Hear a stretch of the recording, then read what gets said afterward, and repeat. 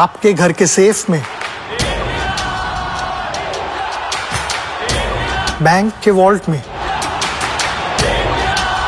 Dresser के drawer में। एक ऐसी चीज है जो इंडिया को स्ट्रॉन्गर बना सकता है, आपका पुराना सोना। तो इस दिवाली क्यों ना उसे ही एक्सचेंज करके नई ज्वेलरी खरीदे। भारत का ऑलमोस्ट सारा सोना इंपोर्ट होता है, लेकिन अगर आप पुराना सोना एक्सचेंज करेंगे तो इंपोर्ट नहीं करना पड़ेगा, जिससे अपना देश स्ट्रॉन्गर बनेगा, है ना। आपका पुराना सोना तनिष्क में एक्सचेंज करें और बनाए भारत को और भी सुनहरा। जय हिंद, मैं नैना न्यूज अंडमान 24/7 में आप सभी का स्वागत करती हूं। आज हम एक ऐसे विषय पर बात करने वाले हैं जो भारत के ऊर्जा सुरक्षा, अर्थव्यवस्था और अंडमान निकोबार के विकास से जुड़ा हुआ है।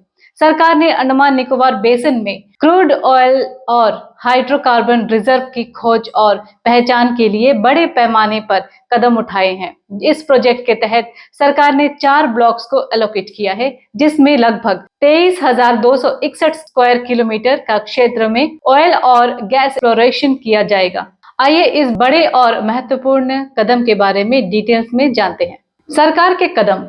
गवर्नमेंट ने हाइड्रोकार्बन एक्सप्लोरेशन और लाइसेंस पॉलिसी HELP के तहत अंडमान निकोबार बेसिन में 4 एक्सप्लोरेशन ब्लॉक्स एलोकेट किए हैं। कुल एरिया 23,261 स्क्वायर किलोमीटर। अब तक 2D और 3D सिस्मिक डाटा कलेक्शन में 8,500 लाइन किलोमीटर 2D डाटा और 3,270 स्क्वायर किलोमीटर 3D डाटा इकट्ठा किया गया है। Exploration process. 3 वेल पहले ही ड्रिल किए जा चुके हैं। ऑयल इंडिया लिमिटेड ऑयल ने 22,555 line kilometre 2D seismic data भी एक्वायर किए हैं डीप अंडमान ऑफशोर सर्वे में। Hydrocarbon resource assessment study HRAS के मुताबिक यहाँ लगभग 371 million metric tonne oil equivalent MTOE की संभावना है। ये रिसोर्स फ्यूचर में भारत की ऊर्जा की बड़ी जरूरत को पूरा करने में मदद करेंगे। आइए जानते हैं इसके फायदे क्या क्या हो सकते हैं। Energy security. भारत अपनी ऊर्जा की बड़ी जरूरत के लिए इंपोर्ट पर निर्भर है। अगर अंडमान में ऑयल और गैस मिले तो इंपोर्ट कम होगा और सेल्फ रिलायंस बढ़ेगा। देश की अर्थव्यवस्था को बूस्ट मिलेगा, फॉरेक्स रिजर्व बचेगा में और GDP में योगदान बढ़ेगा। नए एम्प्लॉयमेंट अपॉर्चुनिटीज खुलेंगे, लोगों को जॉब्स मिलेंगी। अंडमान निकोबार भारत के लिए एक स्ट्रेटेजिक लोकेशन है जो इंडियन ओशन में सिचुएटेड है।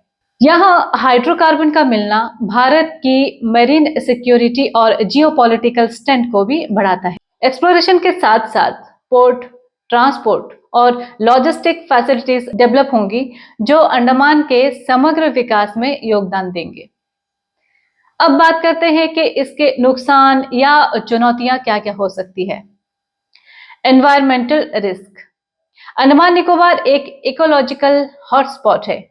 यहाँ ड्रिलिंग और लार्ज स्केल इंडस्ट्रियल एक्टिविटी से मरीन लाइफ और बायोडाइवर्सिटी को खतरा हो सकता है। ऑयल स्पिल या गैस लीक होने पर समुद्री प्राणियों और टूरिज्म पर असर हो सकता है। और हम जानते हैं कि अंडमान निकोबार का एक बहुत महत्वपूर्ण इनकम का सोर्स टूरिज्म से ही आता है। यह एरिया टेक्टोनिक प्लेट्स के इंटरसेक्शन पर है, इंडियन एंड बर्मीज प्लेट्स। इस वजह से नेचुरल डिजास्टर जैसे अर्थक्वेक, सुनामी का भी खतरा ज्यादा है, जो ड्रिलिंग को रिस्की बनाता है।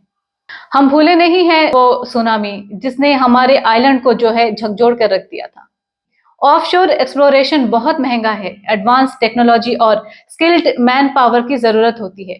अगर रिजर्व उतना कमर्शियल वायबल ना हुआ तो नुकसान हो सकता है।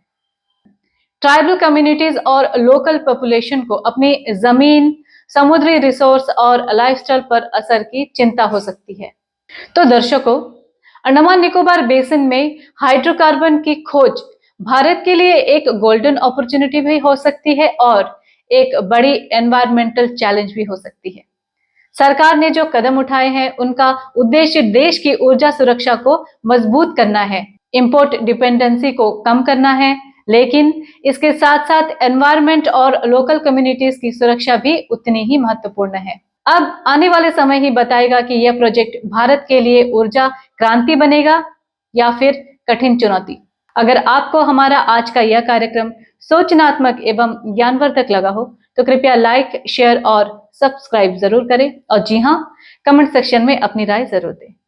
इसी के साथ मैं नैना न्यूज अंडमान 24/7 की आज की इस कड़ी से विदा लेती हूँ। जय हिंद।